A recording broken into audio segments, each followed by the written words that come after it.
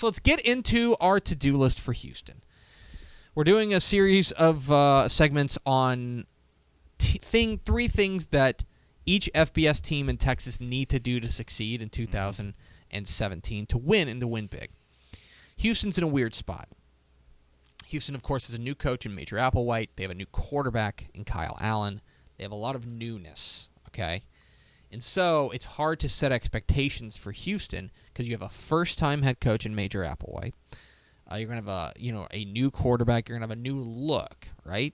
And so it's hard to set expectations, but I think that I've narrowed down three things that Houston needs to do in 2017 to win and to win big. And to win big, I think the expectations are 9 wins. Right. I think every year the expectation for them needs to be 9 wins and in the hunt for the American Athletic Conference title. That's the bar that Houston has set for itself. Yeah. And that's good. Yeah. You want it to be a high bar. But it is a high bar. How do they clear that bar? Here are the three things. Right. 1, don't panic. I think there's going to be a notion to look there at the Third Ward and to say everything's different. Yep.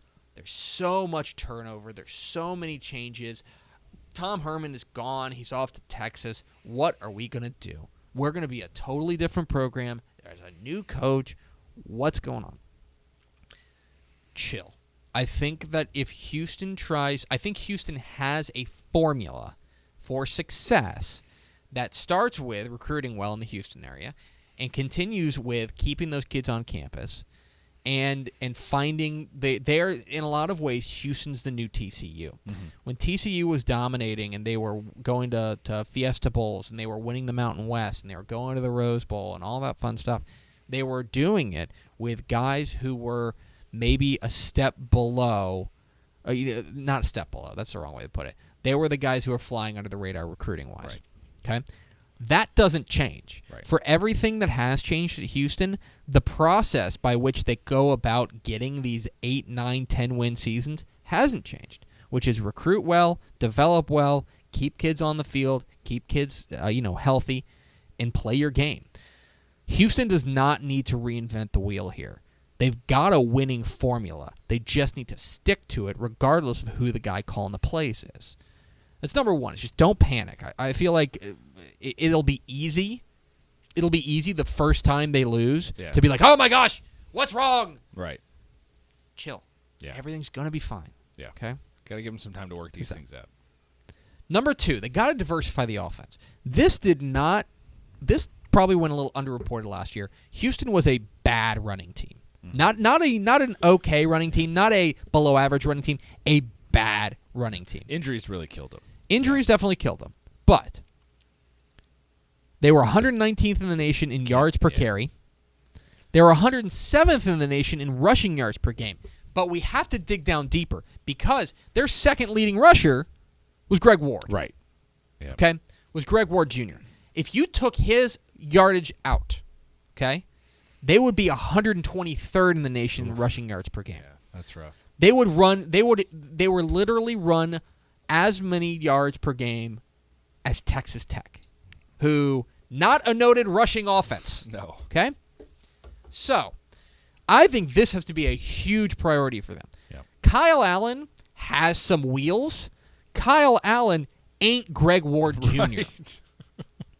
Kyle Allen ain't busting off 60-yard touchdown runs when the play breaks down. He's a guy who's got the wheels to extend plays, and if he needs to tuck and run and take the 4 yards, he can tuck and run and take the 4 yards.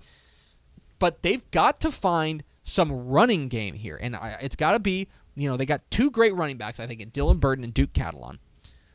The offensive line returns largely intact. They got some pieces to fill. They're probably going to start freshmen at both right and left tackle.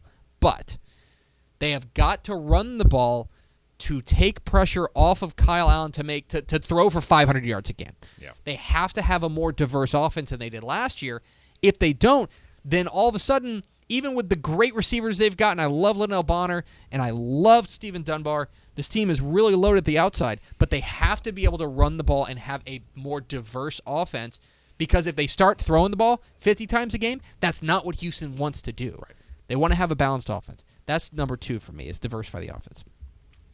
And number 3, Discover someone besides Ed Oliver. Ed Oliver might be the best player in the state. He's awesome, and you saw it as a freshman, how awesome he is. Yep. And Ed Oliver's back. Ed Oliver will be a sophomore. He is fantastic. He is, as long as he stays healthy, he is a rock in the middle of your defense. He might be the best player in the country.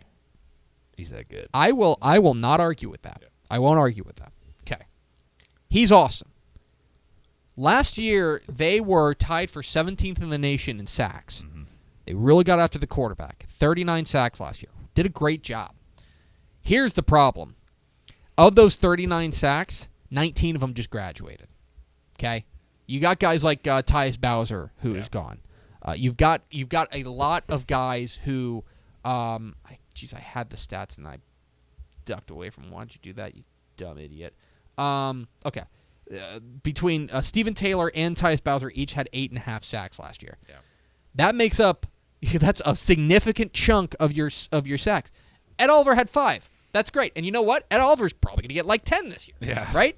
And that's great. But you've got to find another guy to step up and be that threat, especially at the outside linebacker position. It looks like they're going to go with Emeka Egbule and Dwan Hines on the outside. One of those guys, or another defensive end, like maybe Nick Thurman. Right. They have to step up and be that pass rusher who complements Ed Oliver. Because if all teams have to worry about is Ed Oliver, as great as Ed Oliver is, Right. if you're able to key on one guy, Yeah. If everyone doubles him. if everybody doubles him, maybe triples him, Yeah.